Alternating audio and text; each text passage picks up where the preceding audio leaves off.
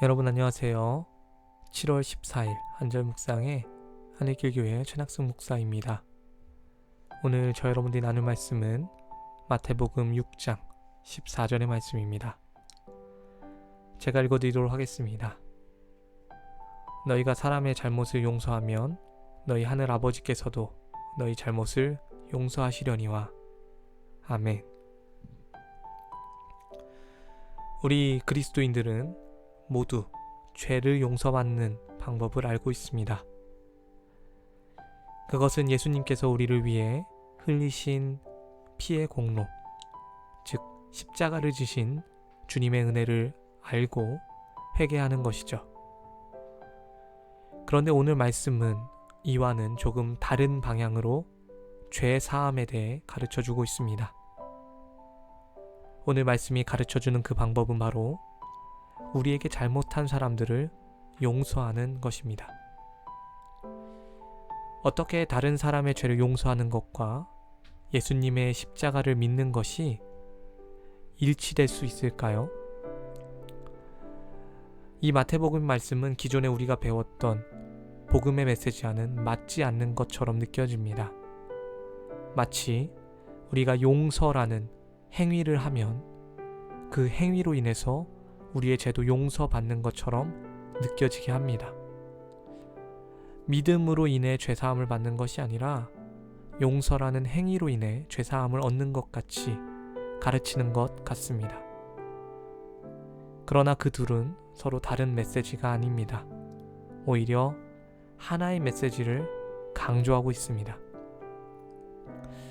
어째서 마태복음이 다른 사람의 잘못을 용서하면 죄사함을 받을 수 있다고 했을까요?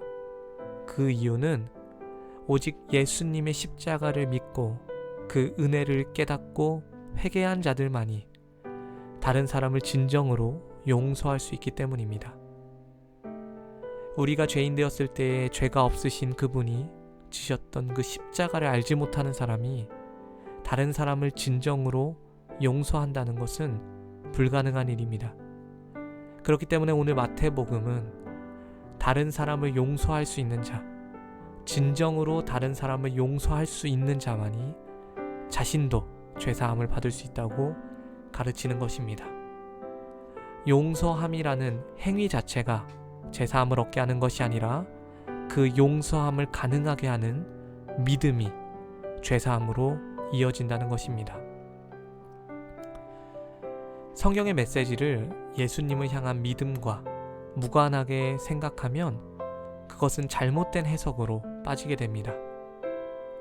오늘 이 말씀도 마치 나 자신이 용서받기 위해서 다른 사람을 용서해야 하는 것처럼 생각할 수 있습니다. 그러한 해석은 이 말씀에 대한 율법적인 해석입니다.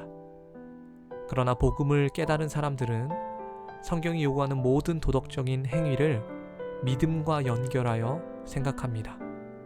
오늘 이 마태복음의 메시지도 용서를 위한 용서가 아닌 믿음으로 이르는 용서가 우리의 용서를 가능하게 한다는 의미로 받아들인다는 것입니다.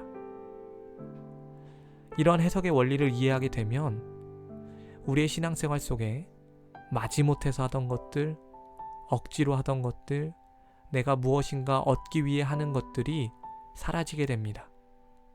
우리의 신앙생활의 모든 것은 사실 하나님께 무엇인가를 얻어내고 내가 더 괜찮은 사람이 되기 위해서 하는 것이 아닙니다. 우리의 신앙생활은 예수님께서 십자가를 통해 보여주신 그 사랑과 은혜를 깨닫고 그분과의 친밀한 관계 속에서 나오는 결과들이 되어야 됩니다.